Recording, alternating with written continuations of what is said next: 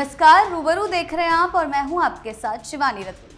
उत्तर प्रदेश में इन दिनों एक साफ संदेश दिया जा रहा है, करोड़ों का घपला करके बच निकलना अब आसान नहीं है। पहले अक्सर देखने को मिलता था कि कुछ लोग बड़े स्तर पर फर्जीवाड़ा, टैक्स चोरी या धोखाधड़ी करके अपना साम्राज्य खड़ा कर लेते थे, लेकिन अब हालात बदलते नजर आ रहे हैं। लगातार छापेमारियां हो रही, विभाग एक्शन मोड में है और प्रशासन पूरी तरह एक्टिव दिखाई दे रहा है। चाहे मामला टैक्स चोरी का हो, अवैध खनन का हो या वित्तीय गड़बड़ी का, जांच एजेंसियां सीधे जड़ तक पहुंचकर कार्रवाई कर रही हैं।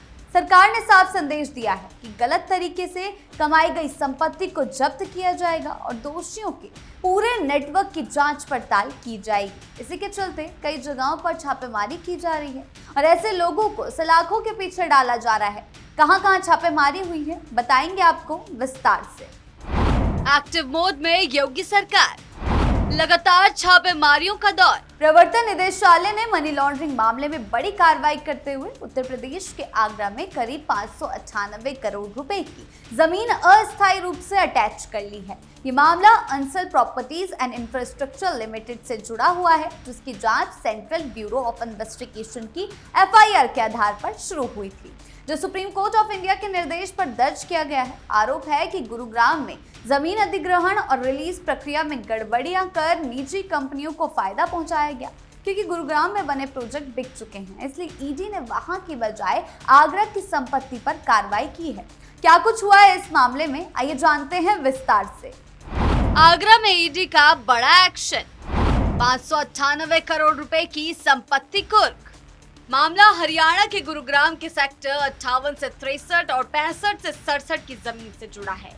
ये जमीन पहले सार्वजनिक कामों के लिए ली गई थी और जैसे विकास कार्य और लैंड बैंक बनाना, लेकिन बाद में कथित मिली भगत से इस जमीन को निजी बिल्डरों को वापस रिलीज कर दिया गया। जांच में सामने आया कि APIL ने जमीन मालिकों से उस समय एग्रीमेंट और जनरल पावर ऑफ अटॉर्नी लिए जब जमीन पहले ही अधिग्रहण के लिए नोटिफाई हो चुकी थी। आरोप है कि कई समझौते सही भुगतान के बिना किए गए और कुछ दस्तावेज बाद में बदले गए। अधिग्रहण की वजह से जमीन मालिकों की सौदेबाजी की ताकत कम हो गई थी। ऐसे में जमीन बाजार की कीमत से कम दाम पर निजी कंपनियों को दिलाई गई। इससे कंपनी को फायदा हुआ, जबकि किसानों और जमीन मालिकों को नुकसान हुआ। हरियाणा के टाउन एंड कंट्री प्लानिंग विभाग ने APIL को 142.306 एकड़ जमीन पर कॉलोनी बनाने के लिए लाइसेंस दिए थे। ये जमीन गुरुग्राम के बादशाहपुर गांव में थी। यहाँ एसेंसिया और वर्सेलिया नाम के प्रोजेक्ट बनाए गए, जो अब पूरी तरह विकसित हो चुके हैं और फ्लैट और प्लॉट लोगों को बेचे जा चुके हैं। क्योंकि गुरुग्राम में बने प्रोजेक्ट बिक चुके हैं और वहां लोग रह रहे हैं, इसीलिए ईडी ने वहां कार्रवाई नहीं की और इसके बजाय आगरा में मौजूद दूसरी जमीन को अटैच किया, उसको कुर्क किया। जांच में कहा गया है कि ये जमीन कंपनी से जुड़ी सहयोगी कंपनियों और व्यक्तियों के नाम पर थी, लेकिन असली नियंत्रण में APIL के पास ही था। इस वजह से ईडी ने मनी लॉन्ड्रिंग के मामले में आगरा की 598 करोड़ रुपए की संपत्ति को अस्थायी रूप से जब्त कर लिया है। सत्ता का नहीं मिलेगा संरक्षण। योगी सरकार का संदेश साफ है, कार्रवाई सिर्फ आम लोगों तक सीमित नहीं है। अगर कोई बड़ा अफसर, विधायक, रसूखदार व्यक्ति या प्रभावशाली नाम तोड़ने में शामिल पाया जाता है, तो उस पर भी बराबर कार्रवाई की जा रही है। जांच एजेंसियां बिना भेदभाव के छापेमारी कर रही है, दस्तावेज खंगाले जा रहे हैं और लेन देन की गहन जांच पड़ताल हो रही है। अब पद, प्रभाव या पहचान किसी को सुरक्षा कवच नहीं दिया जा रहा। सरकार ने साफ कर दिया कि नियमों के खिलाफ काम करने वालों पर उनके ही क्षेत्र में पहुंचकर शिकंजा कसा जाएगा। इसी बीच DSP के इकलौते विधायक पर कार्रवाई की गई, जिससे सरकार के इन एक्शंस को और भी साफ तरीके से सबके सामने रख दिया कि कोई भी क्यों ना हो, कार्रवाई तय है। बसपा विधायक के घर पर छापेमारी, अवैध खनन के मामले में आयकर विभाग का एक्शन। इनकम टैक्स डिपार्टमेंट ने बुधवार को उत्तर प्रदेश में बड़ी कार्रवाई करते हुए बसपा के इकलौते विधायक उमाशंकर सिंह के घर पर और कई ठिकानों पर छापेमारी की। उमाशंकर सिंह बलिया जिले की रसड़ा विधानसभा सीट से लगातार तीसरी बार विधायक है। वो गंभीर रूप से कैंसर से पीड़ित है। इस समय लखनऊ में रहकर इलाज करा रहे हैं। छापेमारी बलिया, सोनभद्र, वाराणसी और लखनऊ समेत कई जगहों पर एक साथ की गई। बलिया में उनका रसड़ा स्थित नए मकान प्लॉट बहादुरपुर जलालपुर स्थित आवास और स्काई होटल में जांच की गई। उनके सहयोगी भूपेंद्र सिंह और अन्य करीबी 5 खनन कारोबारियों के घरों और दफ्तरों पर कार्रवाई हुई। सोनभद्र में उनके व्यापारिक प्रतिष्ठान और क्रशर से जुड़े ठिकानों पर भी आयकर टीम पहुंची। सुबह से ही 50 से ज्यादा अधिकारी कई गाड़ियों से बलिया स्थित आवास पर पहुंचे। लखनऊ के गोमती नगर स्थित घर पर भी 3 दर्जन से अधिक अधिकारियों और पुलिस बल के साथ छापा मारा गया। घर के अंदर और बाहर सुरक्षा बढ़ा दी गई और किसी को आने जाने की इजाजत नहीं दी गई। अधिकारी दिन भर फाइलें, बैंक रिकॉर्ड, जीएसटी दस्तावेज, लेन देन का हिसाब और इलेक्ट्रॉनिक डिवाइस की जांच करते रहे। कुछ जरूरी दस्तावेज अपने कब्जे में भी लिए गए। बताया जा रहा है कि अगस्त 2025 में आईकैट की रिपोर्ट में खुलासा हुआ था कि उनकी कंपनी ने 33,604 घन मीटर गिट्टी का अवैध खनन किया। माना जा रहा है कि इस रिपोर्ट के आधार पर आयकर विभाग ने ये कार्रवाई शुरू की। हालांकि विभाग की तरफ से अभी तक कोई आधिकारिक बयान जारी नहीं किया गया है। करीब 200 अधिकारियों की टीम संयुक्त निदेशक प्रांजल सिंह के नेतृत्व में सुबह लगभग 11 बजे से अलग अलग जगहों पर एक साथ जांच की गई है। इससे पहले पिछले साल विजिलेंस विभाग ने भी उनके खिलाफ आय से अधिक संपत्ति के मामले में जांच शुरू की थी, लेकिन मौजूदा छापेमारी का उस जांच से सीधा संबंध है या नहीं, ये साफ नहीं है।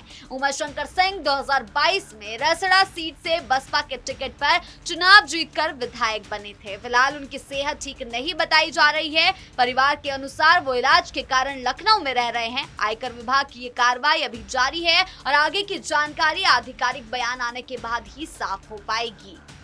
बदल रही है प्रदेश की तस्वीर, एक के बाद एक कार्रवाई। यूपी अब बदल रहा है। यहाँ फर्जीवाड़ा का कोई नामो निशान नहीं है।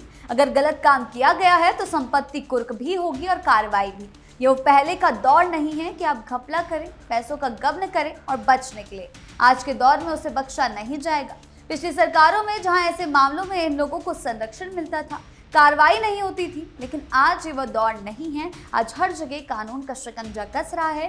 संभल हो या बरेली या कोई भी जिला, ईडी हो या जीएसटी विभाग, हर किसी का एक्शन इस कार्यकाल में देखने को मिल रहा है। बरेली में तो हाल का ही एग्जाम्पल है जहां जीएसटी विभाग ने एक बड़ी कार्रवाई की है। जीएसटी विभाग का बरेली में बड़ी छापेमारी, कई करोड़ों का पकड़ा गया खेल।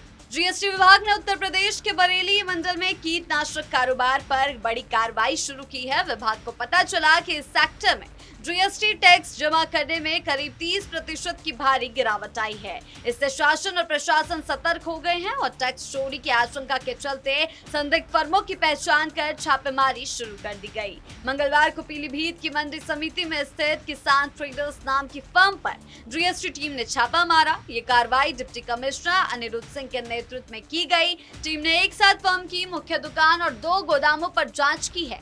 देर रात तक अधिकारियों ने स्टॉक का मिलान किया और कागजातों की बारीकी से जांच की। जांच में सामने आया कि दुकान की मालिक मीनू वर्मा की इस फर्म ने पिछले 5 साल में करीब 83 करोड़ रुपए का माल बेचा। इस बिक्री के हिसाब से लगभग 9 करोड़ रुपए का टैक्स बनता था, लेकिन पाया गया कि ज्यादातर टैक्स इनपुट टैक्स क्रेडिट के जरिए समायोजित किया गया और नगद में बहुत कम टैक्स जमा किया गया। शुरुआती जांच में कई ई-वे बिल भी गायब मिले, जिन्हें लेकर फर्म के वकील ने जल्द उपलब्ध कराने की बात कही है। अधिकारियों के अनुसार अब तक की जांच में करीब 36 लाख रुपए की टैक्स गड़बड़ी सामने आ चुकी है। विभाग ने पिछले 5 सालों के सभी बिल, वाउचर और स्टॉक रजिस्टर अपने कब्जे में ले लिए हैं और उनके विस्तार से जांच की जा रही है। शासन ने खास तौर पर उन दुकानों को चिन्हित किया है जिनकी बिक्री करोड़ों में है, लेकिन सरकार को जमा किया गया टैक्स बहुत कम है। विभाग का कहना है कि जांच पूरी होने के बाद आगे की कानूनी कार्रवाई की जाएगी।